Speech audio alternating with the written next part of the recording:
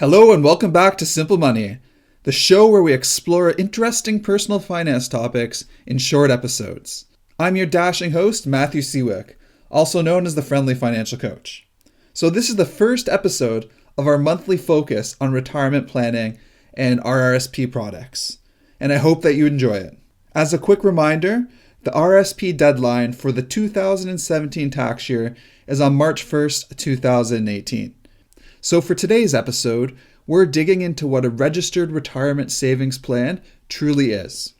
The very idea of RSPs is that you are able to defer your income until retirement. There are exceptions to this, which we will discuss later. Looking at the history of RSPs, they were originally introduced as a federal program in 1957 with the ultimate aim of helping Canadians pay for their retirement. At the time, the only public pension was old age security.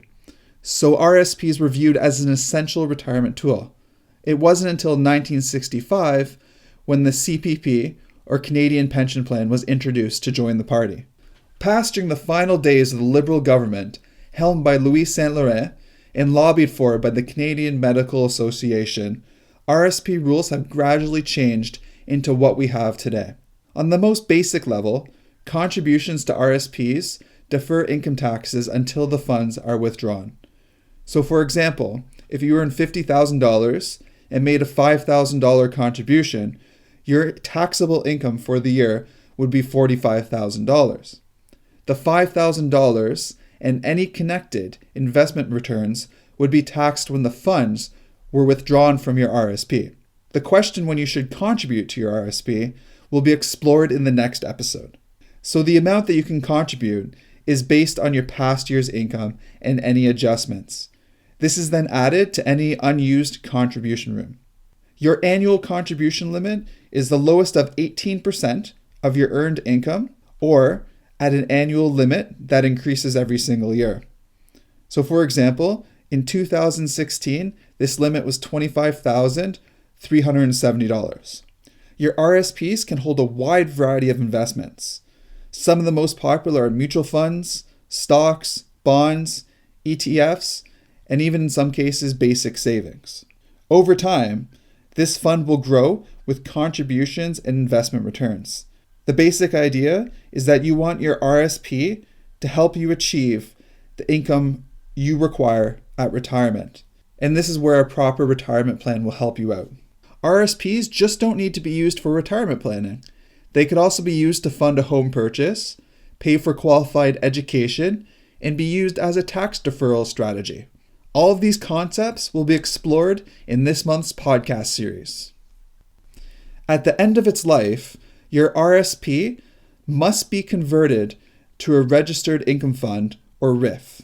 This is when the money that you put into your RSP will be paid back to you on a scheduled basis. You can convert your general RSP at any time, but you're forced to convert it by December 31st of the year that you turn 71. The income that comes from your RIF is fully taxable. The main benefits from RSPs occur from tax-free growth and from the possibility of deferring income to a lower tax rate when you retire. Going into a little bit more detail on those two benefits, all eligible investments in an RSP compound tax-free, and there are no annual income taxes that are deducted from your returns.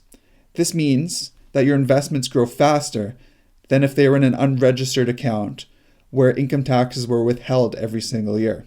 Over time, the benefit can be substantial. The other big benefit is when your marginal tax rate at retirement is lower than in the year that you contribute. This essentially means that you're paying less in income taxes.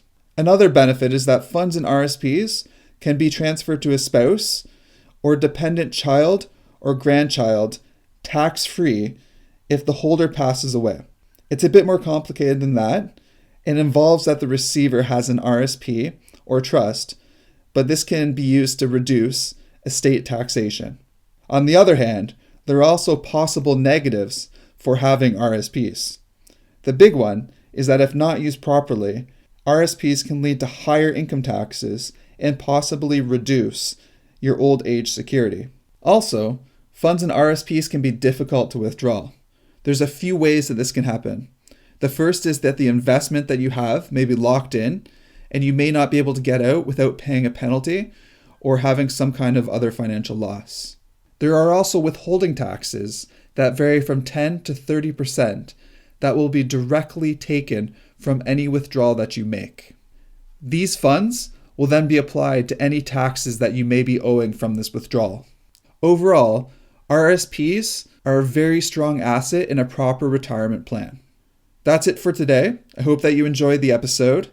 As always, you can reach me on Twitter at ffcoach, or you can email me directly at info@ffcoach.ca. Thank you for listening, and I hope that you're having a great day.